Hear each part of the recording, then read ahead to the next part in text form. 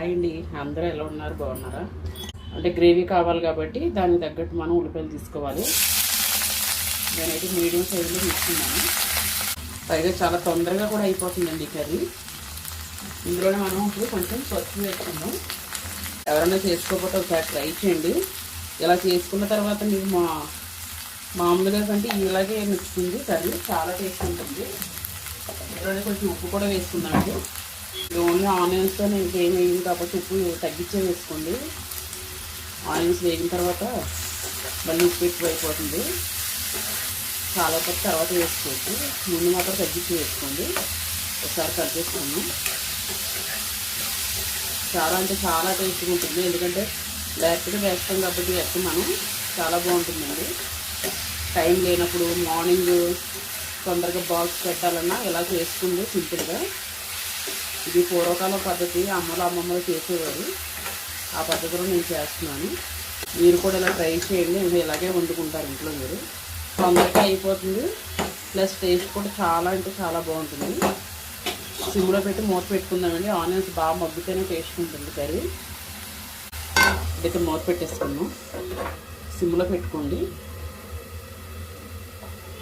మగ్గిన తర్వాత చూద్దాం. ఇప్పుడు ఒకసారి చూసుకుందామండి.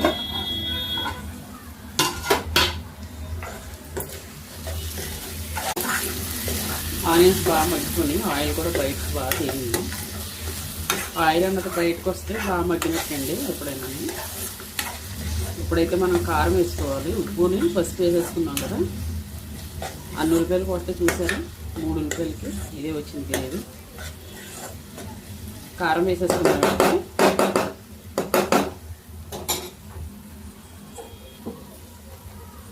ఇందులో నేను అల్లం వెల్లుల్లి లాంటివి ఏమి వేయనండి. లాస్ట్లో కొంచెం మసాలా వేస్తాను. పూర్వం అది కూడా వేసేవారు కాదు, నార్మల్గా చేసేవారు. వాళ్ళు చేసే వంటలు చాలా టేస్ట్ ఉండేది. కలకూర కింద అన్నీ కలిపేసి పెట్టేసేవారు పొయ్యి మీద. చాలా టేస్ట్గా ఉండేవి. ఈ రోజుల్లో ఆ టేస్ట్లో రావట్లేదు అండి. సరే మళ్ళీ బాగా కలిపేసుకోండి.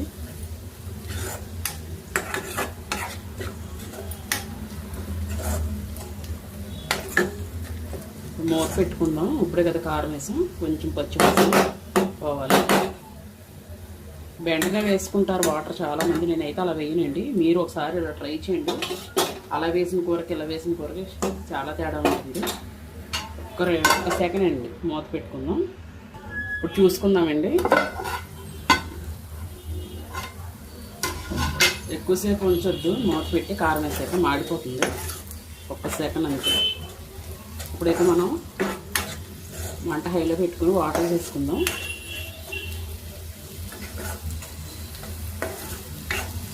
కొంతమందికి తెలిసి ఉంటుంది వంట, కొంతమందికి తెలియదండి. తెలియని వారి కోసం చెప్తున్నాను. మళ్ళీ ప్రత్యేకంగా చూపిస్తున్నానని ఏమనుకోవద్దు. నేను ఏదైతే ఏ వేలో చేసుకుంటాను ఇంట్లో అవే నేను నా ఛానల్లో అప్లోడ్ చేసుకుంటానండి. విడిగా వేరే ఏమీ ట్రై చేసి నేను పెట్టను. నా ఇంట్లో నేను ఎలా చేసుకుంటాను అన్నది మీకు చూపిస్తున్నాను. ఇప్పుడైతే వాటర్ వేసేసుకుందాం.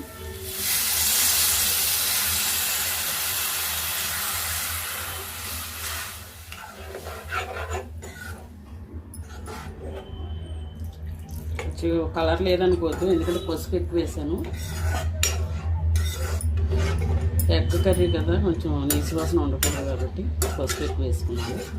అందుకే కారం వేసినా కూడా మీకు కారం కంటే పసుపు కలర్ కనిపిస్తుంది. కొంచెం వాటర్ వేసుకుందామండి.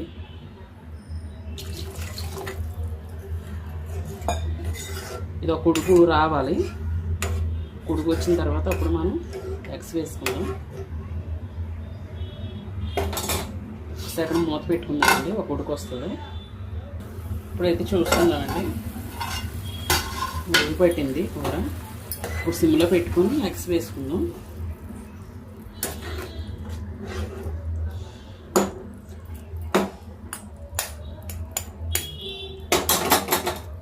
నేను 2 వేసుకుంటున్నానండి. దేనికైతే కొంచెం దూరంగా వేసుకోండి, ఒకటి కలవకుండా.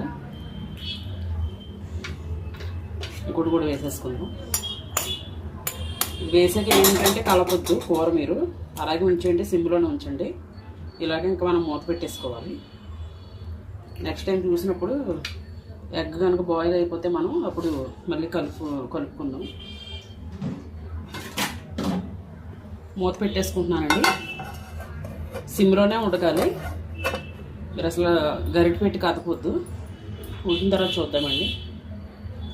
ఇప్పుడు ఒకసారి చూసుకున్నామండి.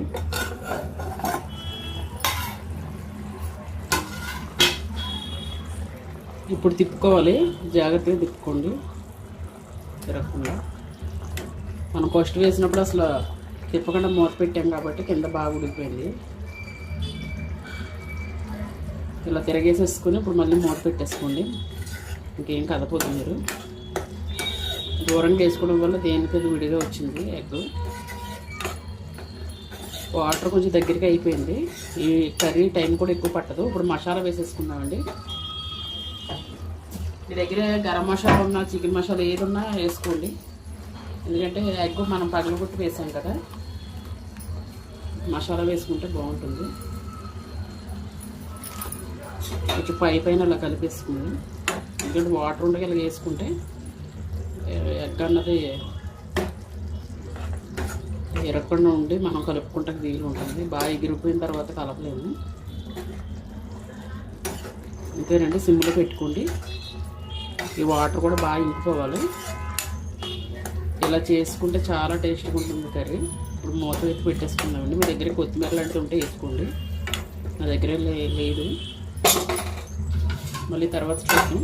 వాటర్ అంతా ఇంకిపోయిన తర్వాత ఒకసారి చూసుకున్నామండి. అయిపోయింది. చూసారు ఆయిల్ అంతా బయటకు వచ్చింది. రైస్లో కలుపుకోవాలనుకుంటే ఇలా కట్టేసుకోండి. కింద ఒకసారి ఇలా కలపండి. ఇందాక తిరగేసాం కదా, అడుగడుతుంది. ఇంతేనండి, మసాలా పొడి వేసేసుకున్నాం కాబట్టి ఇంకా కొంచెం వాటర్ ఉంది. రైస్లో కలుపుకుంటే ఇలా కావాలి కాబట్టి ఇలా కట్టేసుకున్నా పర్వాలేదు. ఇంకా లేదు అనుకుంటే ఇంకా మీరు బాగా ఎగిరిపోయే వరకు కూడా ఉంచవచ్చు. చాలా అంటే చాలా టేస్ట్గా ఉంటుందండి. ఉడకబెట్టి కర్రీ వండుకునే దానికి దీనికి చాలా తేడా ఉంటుంది. ఎవరైనా ట్రై చేయకపోతే ఒకసారి ట్రై చేయండి నేను చేసినట్టు.